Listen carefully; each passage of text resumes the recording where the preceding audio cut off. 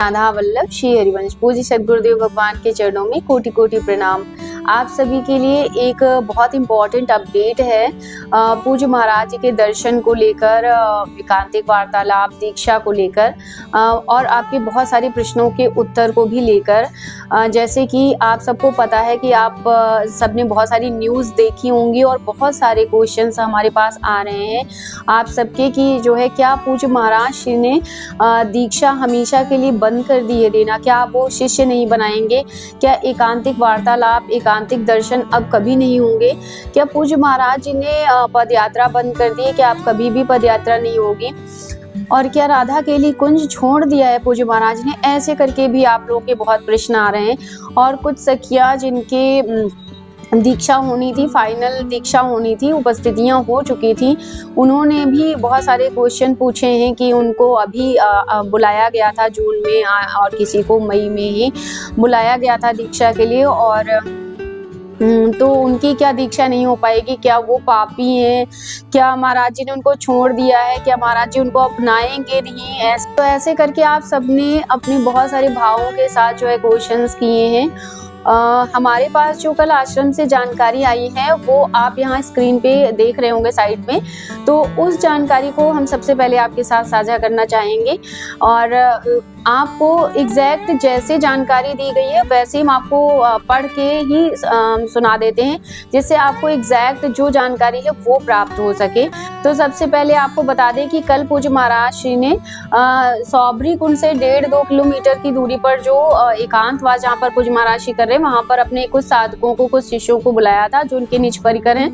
तो वो जब पहुंचे वहाँ पर तो पूज्य महाराज श्री वहाँ पर पधारे और सबने जो है बहुत जय जयकार किया। और उसके बाद पूज्य महाराज श्री के जो प्रवचन है, जो उन्होंने सत्संग के रूप में सबको समझाया अपने शिष्यों को, वो हम आपको यहाँ पर जानकारी आपके साथ शेयर करने जा रहे हैं। तो हम आपको ये पढ़कर ही सुना देते हैं कि पूज्य महाराज श्री ने क्या कहा सभी शिष्यों से। तो आइए सुनते हैं। तो महाराज जी ने कहा, शरीर साथ दे न दे कोई बात नहीं, पर मन कमजोर नहीं पड़ना चाहिए।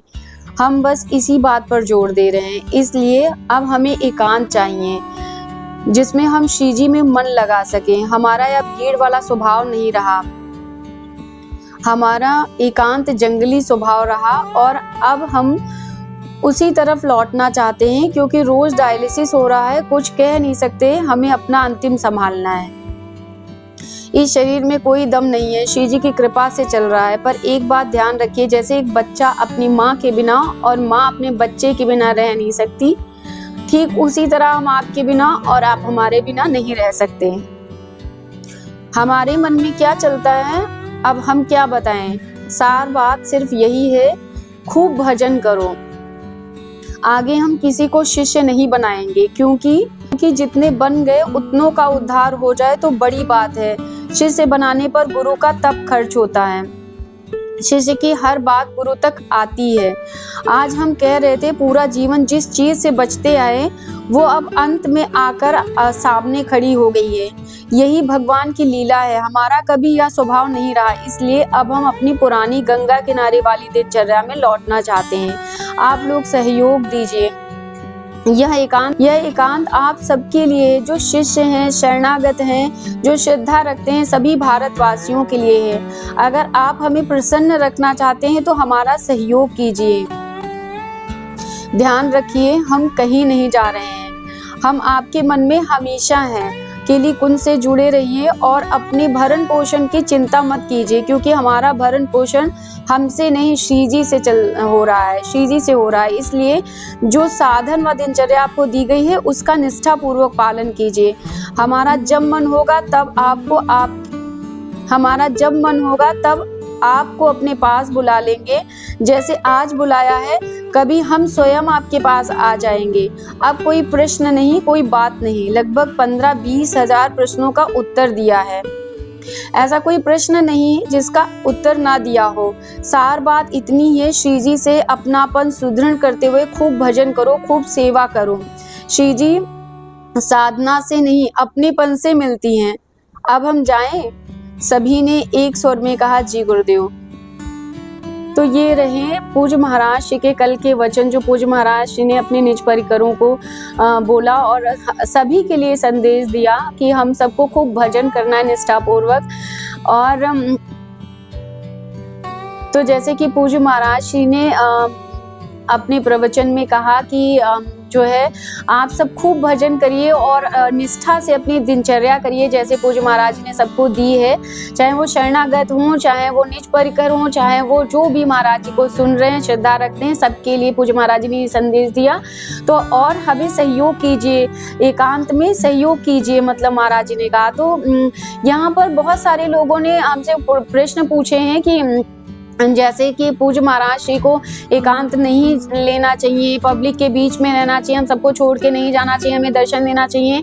तो देखिए हम यहाँ पर आप लोगों से क्वेश्चन करेंगे, आप सब जो है हमें क्षमा करिएगा, लेकिन क्या हम सब क्या सच में पूज्य महाराज श्री से प्रेम करते हैं क्या?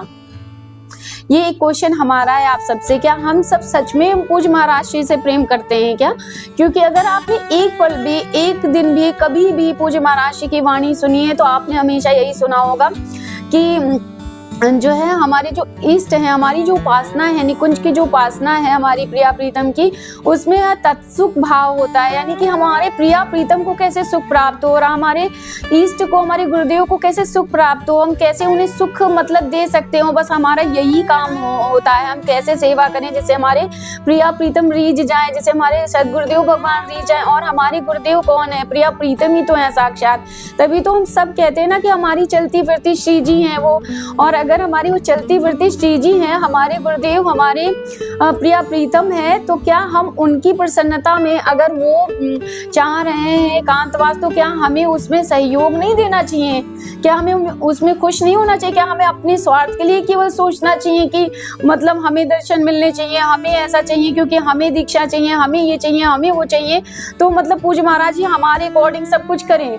पहले तो पूज्य महाराज जी पूर्ण स्वतंत्र हैं। उन्होंने खुद से कई बार बोला वो जैसा चाहेंगे, क्योंकि वो हमारे श्री जी ही हैं, वो जैसा चाहेंगे वैसे। दूसरी बात है, पूज्य महाराज जी हमेशा कहते हैं कि चतुरासी जी का पहला पद, जोई जोई प्यारो करे सोई मोहे भावे। तो मतलब हमारे जो प्यारे हैं, हमारे गुरुदेव हैं, हमारे जो महाराज जी हैं, उनको जो प्यारा लग रहा है, जो उनको अच्छा लग रहा है, जो इस समय उनको प्रिय लग रहा है, वो रुचिकर लग रहा है, और वो हम सबके लिए ही एकांतवास लिए हुए हैं, हम सबके कल्याण के लिए। उनका कल्याण थोड़ी ना होना है, वो तो खुद ही कल्याण सबका करने के लिए आए हैं। तो मतलब हमें उसमें सहयोग करना चाहिए ना। हमें जो हमारे महाराज जी को प्रिय लगे हमें वैसा करना चाहिए। हम ऐसे नहीं कह रहे हैं कि हम सबको ऐसा भाव नहीं करना है कि हमें दर्शन नहीं करना है या नहीं, बिल्कुल हम सबकी खुराक है, वो हम सबकी डोज है। पूज्य महाराज जी के दर्शन के बिना हमारे जीवन में है ही क्या? हम तो उनके सहारे ही, हम सब उनके सहारे ही जी रहे हैं, हमारे प्राण धन सब कुछ वो ही है, जीवन आधार वो है।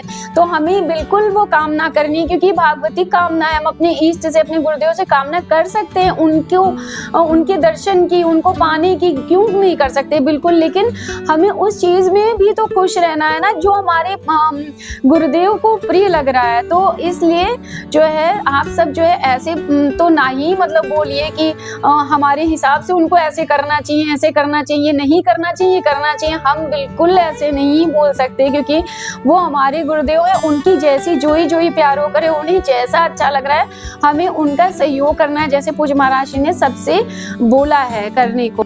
तो अब हम आते हैं अपडेट पर कि क्या हो रहा है राधा केली कुंज में अभी, और क्या पूज्य महाराज ने राधा केली कुंज छोड़ दिया, ये कैसे ही कोई कह सकता है? क्योंकि पूज्य महाराज का राधा केली कुंज कोई एक स्थान नहीं है, प्रिया प्रीतम की केली का स्थल है वो कैसे पूज्य महाराज छोड़ सकते हैं? वो कैसे हम सब शरणागतों को छोड़ सकते हैं? वो कैसे उन इतने सारे जो उनके श्रद्धा रखते हैं महाराज जी से, जो इतने सारे प्यारे प्यारे भक्त हैं, उनको कैसे छोड़ सकते हैं? क्योंकि वो तो परम कृपालु हैं, हमारी श्री जी हैं। वो कैसे, श्री जी का स्वभाव ही नहीं है कि किसी को छोड़ना, वो एक बार पकड़ लेती हैं तो वो उसको निहाल कर देती हैं। तो ये तो बिल्कुल भी नहीं है कि महाराज जी ने। और आप सबको बता दें कि आज ही पूज्य महाराज जी जब एकांतवास से वापस आए तो उन्होंने गौतम ऋषि से लेकर केली कुंज तक वो 6 बजे के करीब जो है पद यात्रा भी की। पूज्य महाराज जी ने सबको दर्शन भी दिए।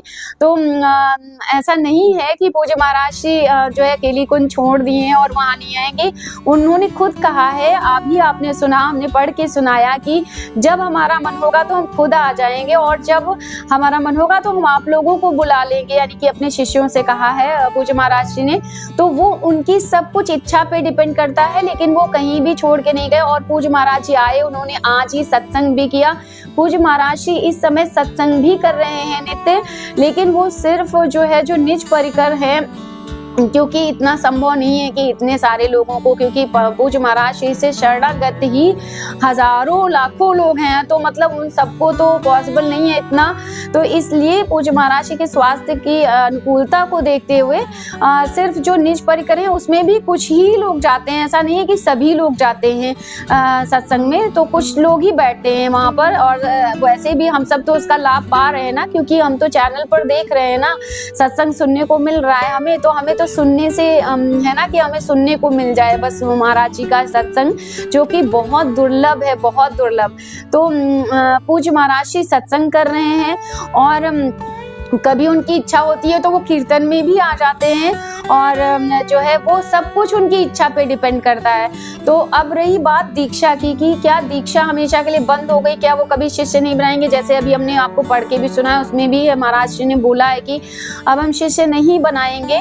तो देखो सबसे पहले तो हम सब जो है धैर्य से काम ले, बहुत ज्यादा परेशान नहीं हो, कोई भी चीज से बहुत ज्यादा परेशान नहीं हो। जैसे कि पूज्य महाराज जी कहते हैं कि जो है ना, हमारी श्री जी हैं वो, जब हमारी श्री जी हैं वो, हमारे पूज्य महाराज श्री हमारी श्री जी हैं, तो वो इतनी करुणामयी है। कैसे आप इतना विकल हो रहे हैं उनके लिए, आप दीक्षा के लिए इतना विकल हो रहे हैं, अपने पूज्य महाराज श्री के लिए इतना विकल हो रहे हैं, तो क्या हमारी श्री जी करुणा नहीं करेंगे? क्या आपको दीक्षा नहीं मिलेगी? आप ऐसे करके सोचो ना, 1 मिनट सोचो, बस केवल न्यूज पर ही मत जाओ, आप अपने हृदय से पूछो, आपको खुद ही उत्तर देंगे पूज्य गुरुदेव, आपके हृदय से ही आपको उत्तर मिल जाएगा।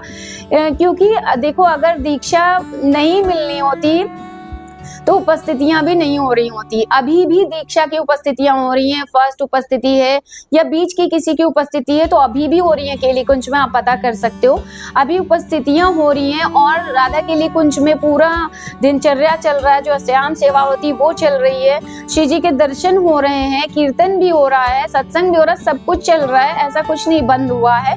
और रही बात दीक्षा की, तो पूज्य महाराज श्री की कब इच्छा होगी और कब वो दीक्षा दे देंगे कुछ नहीं कह सकते हैं, लेकिन अब खुद से बताना या हमें क्या, जो बाबा लोग भी वहाँ सेवा में हैं, जो इंक्वायरी काउंटर पर भी बाबा लोग बैठते हैं, उन्हें कुछ जानकारियां जो दी जाती हैं बस वही शेयर करते हैं, और जितनी आज्ञा होती उतनी ही शेयर करते हैं। तो जो है हर चीज की जानकारी किसी को भी नहीं होती, और स्पेशली जो पूज्य महाराज श्री के हृदय में चल रहा है वो तो कोई भी नहीं जानता। वो जब भी उनकी इच्छा होगी तो कभी भी दीक्षा दे देंगे पूज्य महाराज श्री।